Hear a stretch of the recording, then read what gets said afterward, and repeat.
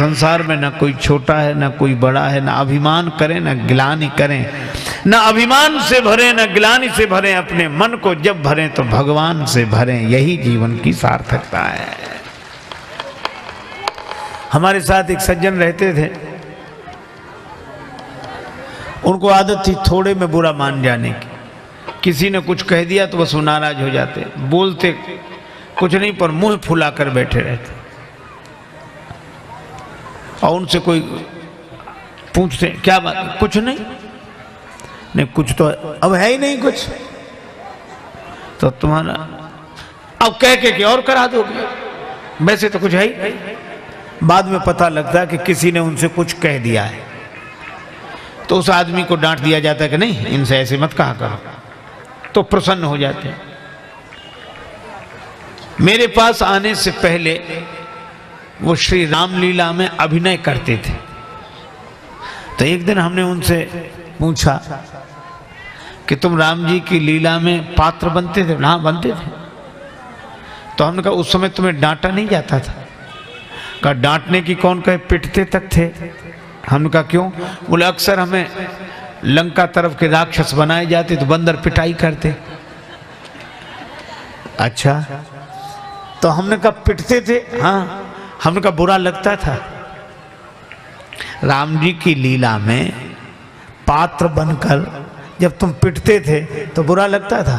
बोले बुरा काहे को लगता था, पाठ और अच्छा होता था, मजा आता था। तो हमने कहा कि अब ये सोचो कि उस समय पिटने तक में बुरा नहीं लगता था, और आज जरा सी बात कोई कह दे तो बुरा लग जाता है। अब बुरा क्यों लग रहा है, और उस समय पिटने तक में बुरा नहीं लगता था? तो उन्होंने कहा कि वो राम जी की लीला है, वो रामलीला थी। हमने कहा बस यही अंतर है, ये बुरा लगना उसी दिन बंद हो जाएगा जिस दिन इस जगत व्यवहार को भी राम जी की लीला समझ लोगे, फिर नहीं लगे। देखो भगवान की लीला में भला बुरा नहीं लगता, अभिमान की दुनिया में भला बुरा लगता है। इसलिए हनुमान जी में अभिमान नहीं है, इसीलिए तो अस कही नाए सबने कहूँ माथा, अस कही नाए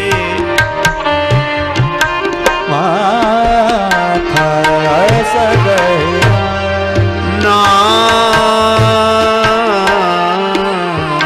अस कही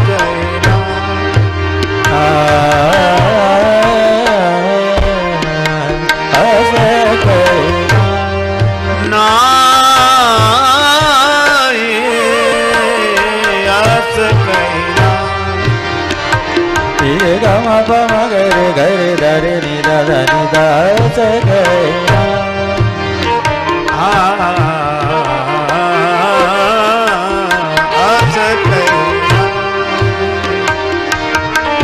तेरा